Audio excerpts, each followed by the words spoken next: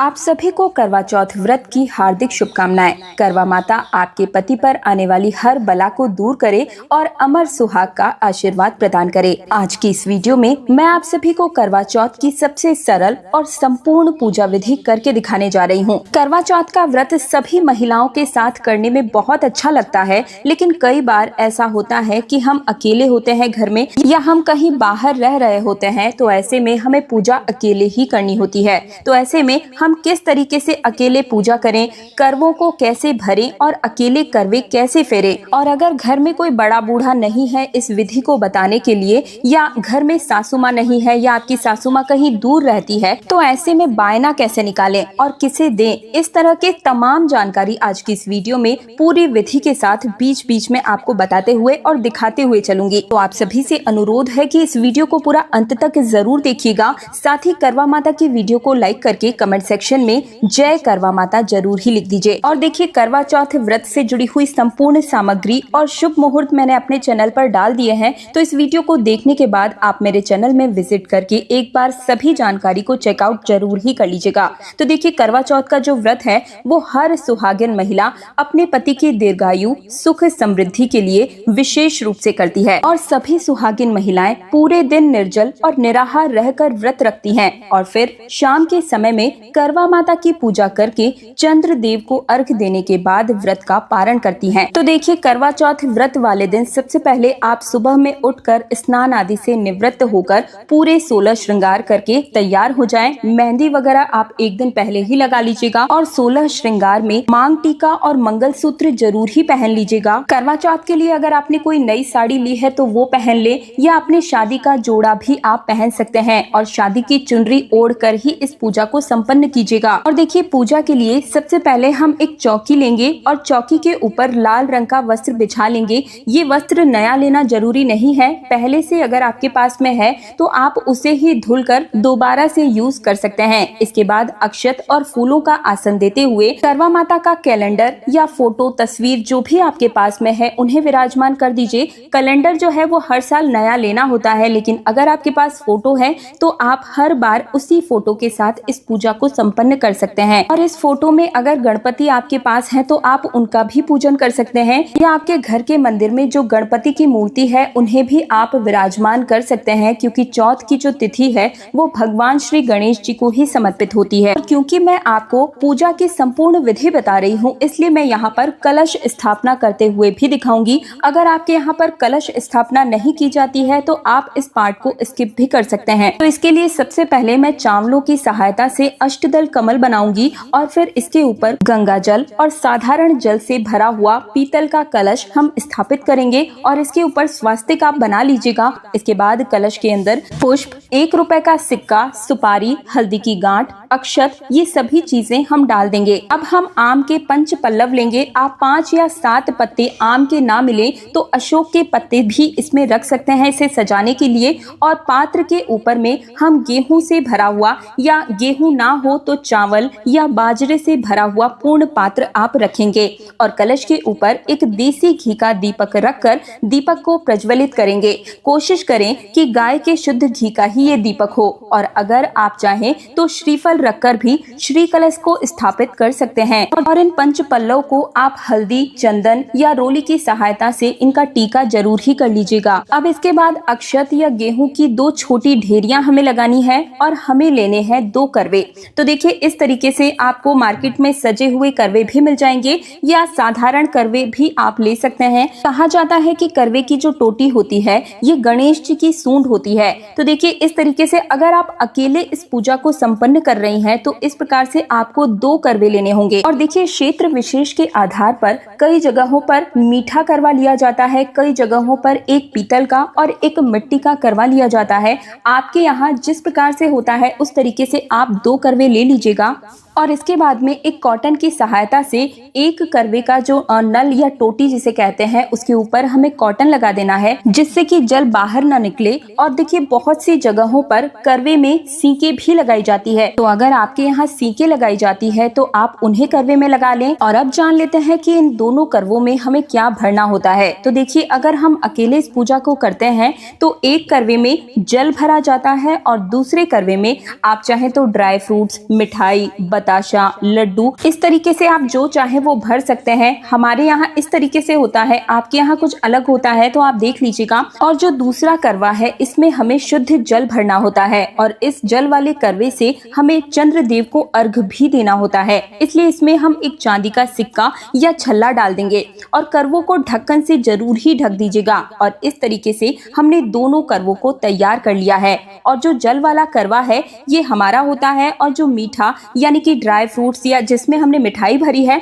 ये जो करवा है वो माँ पार्वती के नाम का होता है। अब गंगा जल और पुष्प की सहायता से हम स्नान भाव से सभी को छींटा देंगे और वस्त्र की भावना से सभी को कलावा समर्पित करेंगे। करवा माता को भी हम लाल रंग की चुनरी समर्पित कर देंगे। अब करवा माता, गणेश जी और कलश देव सभी को हम टीका लगाएंगे। और देखिए करवा माता के फोटो में जितने भी लोग हैं, जो भी देवी देवता हैं, चांद, सूरज, सभी को हमें टीका लगाना है। और अब हम प्रथम पूजनीय भगवान श्री गणेश जी को पुष्प, हल्दी और एक जनेऊ भी समर्पित करेंगे। और इसी के साथ करवा माता के लिए अगर आप पुष्पों की माला लेकर आए हैं तो उसे समर्पित कर दें। और देखिए ये जो पूजा है वो बिना पुष्प यानी कि फूलों के भी संपन्न की जाती है। किसी भी सामग्री का अगर अभाव हो तो आप परेशान ना हो, माता रानी आपके भाव से हर पूजा को स्वीकार कर ही लेती हैं। और ये देखिए दोस्तों करवा माता कितनी सुंदर लग रही हैं। और अब हम सभी पर अक्षत समर्पित करेंगे। इसके बाद में करवों के ऊपर हम थोड़ा थोड़ा मीठा रख देंगे, इसे खाली नहीं छोड़ा जाता है।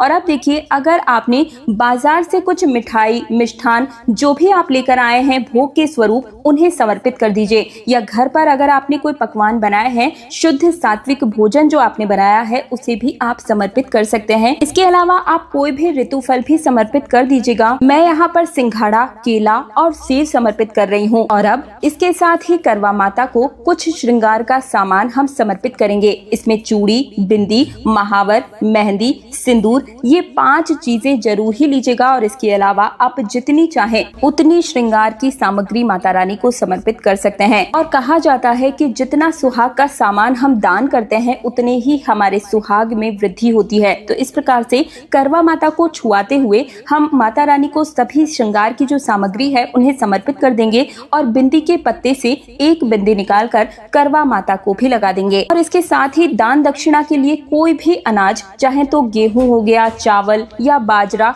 कोई भी अनाज आपको दान करना होता है। इसके अंदर आप अपने यथा सामर्थ्य कोई भी दक्षिणा रख दीजिए। और अब देखिए हमें एक छलनी चाहिए होगी जिससे हम चंद्र देव को देखते हैं और इसके बाद में हम अपने पति के भी दर्शन इसी से करते हैं। तो देखिए अगर आपके पास पुरानी छलनी है तो आप उसे ले लें, या अगर आप पहली बार इस व्रत को रख रही हैं तो फिर आप नई छलनी लीजिएगा। मार्केट में बड़ी ही आसानी से ऐसी सजी हुई छलनियाँ आपको मिल जाएगी, या मैं डिस्क्रिप्शन में भी इन संपूर्ण सामग्री का लिंक दे दूंगी। आप वहां से भी बहुत ही कम दामों पर ऑर्डर कर सकते हैं। 2 दिन में ये संपूर्ण सामग्री आपके घर पर भी पहुंचा दी जाएगी। तो देखिए इस तरीके से आप एक छलनी ले लीजिएगा और साथ ही में एक मिट्टी का दीपक या फिर आटे का दीपक भी आपको लेना होता है, क्योंकि छत पर जो हम पूजा करने जाएंगे तो दीपक जो है वो हमें वहीं छोड़ कर आना होगा। और देखिए जब भी हम कोई सुहाग की पूजा करते हैं तो सासू माँ के लिए जरूर ही बायना निकाला जाता है। तो आपकी सासू माँ के लिए साड़ी या सूट जो भी वो आप ले लें और इसके ऊपर में श्रृंगार की सभी सामग्री रख लें। और साथ ही में यथा सामर्थ्य दक्षिणा या कुछ पैसे भी आप इसके ऊपर रख सकते हैं। और अब एक शुद्ध जल का लोटा भरकर यहाँ चौकी पर हम रखेंगे और सीधे हाथ में थोड़े से गेहूं के दाने और फूल रखकर हम करवा चौथ माता की कथा को पढ़ेंगे या सुनेंगे। करवा चौथ की कथा भी मैं अपने चैनल पर डाल दूंगी, तो आप वहां से भी पूजा करते समय उस वीडियो को प्ले करके भी कथा का श्रवण बड़े ही आसानी से कर सकते हैं। और देखिए जो सुहाग की पूजा विधि, जो भी व्रत त्योहार होते हैं वो सबके साथ ग्रुप में किया जाता है, तो बहुत ही अच्छा लगता है। जैसे कि वट सावित्री, हरितालिका तीज हो गया, करवा चौथ का व्रत हो गया, क्षेत्र विशेष के हिसाब से थोड़ी थोड़ी पूजा विधि में परिवर्तन आ ही जाता है, पर जो पूजा का मेन मकसद होता है, उद्देश्य है, वो है पति की मंगल कामना और उनकी दीर्घायु की कामना। और देखिए अगर आपके पास में कथा पुस्तिका नहीं है तो कैलेंडर अगर आपने इस पूजा में यूज किया है तो कैलेंडर के नीचे नीचे भी आप पूर्ण रूप से इस कथा को देख सकते हैं। कथा के साथ ही आरती भी इसमें लिखी हुई होती है।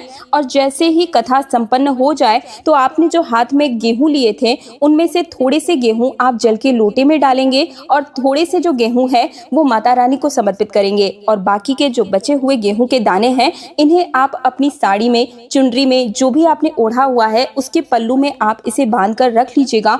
और शाम के समय में जब हम चंद्रमा को अर्घ्य देंगे तब ये दाने कलश में हम डाल देंगे। और कई जगहों पर जो करवा चौथ की कथा है वो दिन में पढ़ी जाती है और कई जगहों पर शाम के समय में। हमारे यहाँ पर अर्घ्य देने से पहले यानी कि चंद्र उदय से कुछ समय पहले ही इस पूजा को संपन्न किया जाता है। शुभ मुहूर्त मैंने अपने चैनल पर डाला है, उस अनुसार ही आप इस पूजा को संपन्न कर सकते हैं। और अब देखिए, आरती करने के लिए हमें अलग से एक दीपक लेना है। जो दीपक हमने कलश के ऊपर रखा है उसे हमें नहीं छेड़ना है, अलग से ही हमें दीपक लेना होगा। और सबसे पहले हमें गणपति जी की आरती करनी है और इसके बाद में हम करवा माता की आरती करेंगे। और अगर आपको कोई भी आरती नहीं आती है तो मन ही मन आप गणेश जी का और करवा माता का ध्यान करते हुए भी इस प्रकार से ओम की आकृति में 5 या 7 बार आप आरती को घुमा सकते हैं। और आरती के बाद में जल घुमाकर आप पूजा का आचमन कर लेंगे। और जो आपने बायना रखा है उसे भी हम मिनस देंगे। सासू माँ के साथ रहती हैं तो आप पूजा के बाद पैर छूकर उन्हें दे दीजिएगा। और अगर आपकी सासू माँ कहीं दूर रहती है तो इसे संभाल कर रख लीजिए और जब आप उनसे मिलें तब आप इसे उन्हें दे सकते हैं। अब इसके बाद में हाथ जोड़कर करवा माता से पूजा में रही कमियों के लिए क्षमा याचना जरूर ही कर लीजिएगा और अपने पति की लंबी उम्र की कामना भी हम करेंगे। अब इसके बाद करवों को हमें फेरना होता है यानी कि बदलना होता है। तो हाथों को इस तरीके से आपको क्रॉस करना है और 7 बार इन्हें इस तरीके से फेरना है, बदलना है। और फेरते समय आपको बोलना है पार्वती माता सुहाग दे, पार्वती माता सुहाग दे। यानी कि पार्वती माता का सुहाग जैसे अमर है वैसे ही हमारा सुहाग भी अमर रहे। तो ऐसी मंगल कामना के साथ हम 7 बार करवों को फेरते हैं। और 7 बार करवा फेरने के बाद आप देखिएगा कि जहाँ पर पार्वती माता का करवा था वहाँ पर आपका करवा आ जाएगा और जहाँ पर आपका करवा था वहाँ पर पार्वती माता का करवा आ जाएगा। अब देखिए, अगर आपने एक ही करवा लिया है, क्योंकि देखिए बहुत सी जगहों पर एक ही करवा लिया जाता है, तो हमें क्या करना है, इस तरीके से आप अपने हाथ में करवे को लेकर करवा माता की तरफ दिखाते हुए 7 बार ही हम इस करवे को भी फेरेंगे। और इस समय भी हमें यही बोलना है पार्वती माता सुहाग दे, पार्वती माता सुहाग दे। और देखिए, हर जगह करवा नहीं फेरा जाता है, कहीं कहीं पर करवा फेरे जाते हैं और कहीं पर नहीं भी फेरा जाता है। और अब मैं आप सभी को बताती हूँ कि आप अपने करवे को किस किस के साथ फेर सकते हैं। तो देखिए, आप अपनी जेठानी, देवरानी, बहन या सहेली के साथ पूजा करें तो आप आपस में करवे फेर सकते हैं। और सासू माँ और अपनी माँ के साथ हमें करवे नहीं फेरने चाहिए। और अगर हम अकेले पूजा कर रहे हैं तो 2 करवे ले सकते हैं, लेकिन अगर किसी और के साथ इस पूजा को संपन्न कर रहे हैं तो हमें एक ही करवा लेना होता है। यानी कि अगर 2 लोग एक साथ अगर इस व्रत को कर रहे हैं तो दोनों करवों में ही आप ड्राई फ्रूट्स और मिठाई भरेंगे और जो जल का करवा है वो आपको अलग से एक तैयार करना होता है। और अब देखिए, चंद्रदेव की पूजा करने के बाद हमें उन्हें अर्घ देने के बाद में इस तरीके से करवा माता से सुहाग जरूर ही लेना है। तो इस तरीके से आप अपने पल्लू में जो भी आपकी सिंदूरदानी है या जो आपका सिंदूरा है उसे रखकर 5 या 7 बार हमें इसे करवा माता को समर्पित करना है। और जितनी बार भी आप अपने हाथों से माता रानी को सिंदूर लगाएंगे उतनी ही बार आपको इसे करवा माता से लेना भी है और अपनी मांग में इसे सजा लेना है। और माता से अपने सुहाग की लंबी उम्र की कामना करते हुए आपको प्रार्थना करनी है। अब देखिए, चंद्र देवता की पूजा और पति पूजा करने के बाद अपनी सासू माँ के पैर छूकर, अपने घर में जितने भी बड़े हैं उन सभी के पैर छूकर आप उनसे आशीर्वाद जरूर ही लीजिएगा और इसके बाद ही व्रत का पारण करेंगे। और देखिए, अगर आपकी सासू माँ ना हो तब आप इस बायने को किसी भी बड़ी महिला जिसके आप पैर छूती हैं, ननद, जेठानी या घर में कोई भी सुहागिन स्त्री है उसे भी दे सकते हैं। और जो सुहाग का सामान आपने करवा माता को समर्पित किया था उनमें से कुछ सामान आप अपने लिए रख लें और बाकी कुछ सामान आप अपने परिवार की किसी भी सुहागिन स्त्री को भी दे सकते हैं। और प्रसाद को आप पूरे परिवार के साथ ग्रहण कीजिएगा। तो मुझे उम्मीद है कि करवा चौथ व्रत पूजा की ये वीडियो आप सभी को पसंद जरूर ही आई होगी। अगर आपको थोड़ी भी पसंद आई है, अच्छी लगी है, तो वीडियो को लाइक करके मुझे कमेंट सेक्शन में जरूर ही बताइएगा कि ये वीडियो आप सभी को कैसी लगी। साथ ही इस वीडियो को हर सुहागिन महिला के साथ शेयर भी जरूर ही कर दीजिएगा। आज्ञा दीजिए, आप सभी को करवा चौथ व्रत की हार्दिक शुभकामनाएं।